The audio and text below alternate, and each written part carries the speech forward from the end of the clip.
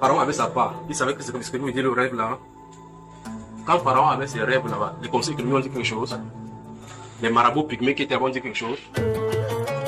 Quelqu'un dit un prisonnier, un esclave, était plus agrégé que les agrégés. Parce que son esprit, c'est l'esprit qui corrige les agrégés. Il a amené la réforme agraire, la réforme agricole, la réforme économique qui a sauvé le monde d'antan.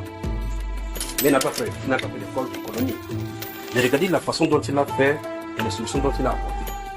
Bon, ceux qui allaient fréquenter à l'école, la haute école d'Égypte, qui formait les gens sur la terre, les plus riches de la terre, ainsi de suite. Ils avaient trouvé ça, frère. Ce n'est pas une grande armée qui sauve le monde. Dieu confond les sages. Il prend les choses folles du monde pour confondre ceux qui sont sages. Vous avez lu ça dans les Écritures? Alors donc, les rois de la terre, vous remarquez, c'est déjà des choses qui concernent les présidents du monde. Ils sont obligés de dire cette façon parce qu'il n'y a pas moyen pour le lui dire. Vous voyez un président qui doit être assassiné. Vous voyez ce qu'il vient de dire là maintenant? Il y a un président qui doit être assassiné. Comme par exemple celui-ci, comme je viens de voir là maintenant. Celui-ci qui est un président doit être assassiné. Maintenant, comment on fait pour lui dire vous devez être assassiné si on ne fait pas comme ça? Parce qu'il n'a pas de moyens pour lui aller. Vous allez vers lui pour dire demande l'audience. On dit que le pour le sommet, il prépare le sommet de COP 28. Il prépare le tel chose. Alors qu'il y a la lettre contre lui. Vous allez entendre un président assassiné. Oh, maintenant, quand vous entendez tel président assassiné, il faut que je dise ça. Quand je parle, je ne vois pas ici.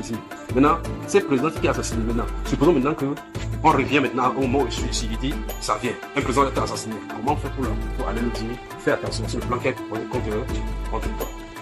Ils ont verrouillé pour entendre plutôt les gens qui leur disent ce qu'ils veulent entendre. Les gens qui sont en cravate, de bras fouillés et rouges. Parce que si le Seigneur le permet, il est revenu sur cet assassinat, l'assassinat d'un président. Je dis, c'est passé ce contenu là-bas. Donc, c'est de quoi je suis en train de parler, c'est que la façon dont il transmet ces messages, ce n'est pas normal. Normalement, le message devait faire, il va vers lui, il demande l'audience. Mais tu demandes l'audience, il ne viendra pas. Quelqu'un dit maintenant réseaux sociaux. Réseaux sociaux. Donc, les réseaux sociaux nous permettent d'entrer dans le palais.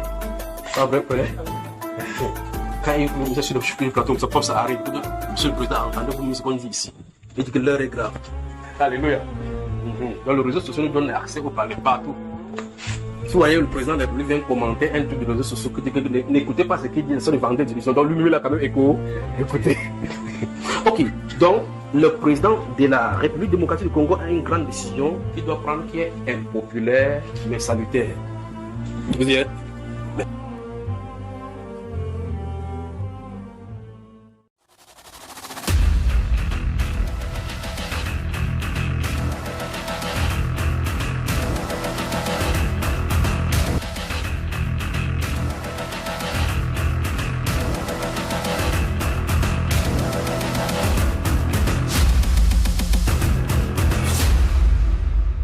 Wassim Nasr est aussi avec nous en ligne. Bonjour à vous Wassim, vous êtes journaliste ici à la rédaction de France 24.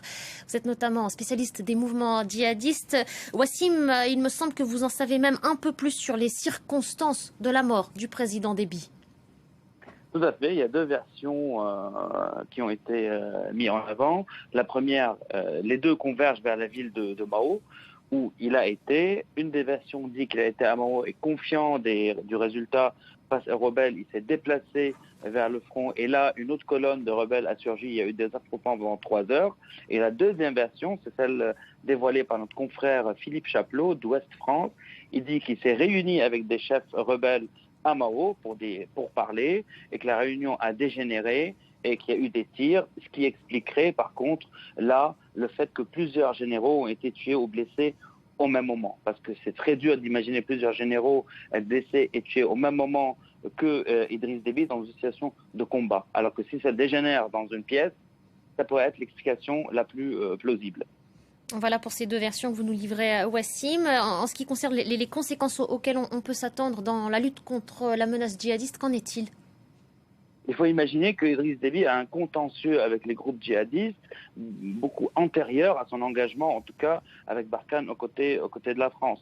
Je vous rappelle que dès les débuts des opérations de Serre... Il est exactement 16h17 que l'avion de la force aérienne tchadienne, transportant la dépouille mortelle de l'illustre disparu, le maréchal Idriss Déby Itno, est atterri à l'aéroport international d'Amdjaras. Le maréchal Idriss Déby Itno est tombé sur le champ d'honneur comme il a promis de mourir pour son pays. Accueilli l'arme aux yeux par la population de la province de l'Enedi-Est, après l'aéroport, le cortège transportant le corps du président de la République du Tchad, Idriss Déby Itno, s'ébranle pour la dernière demeure à Amdjaras 1, cimetière familial où la mise en terre a été effectuée par les sages et les religieux.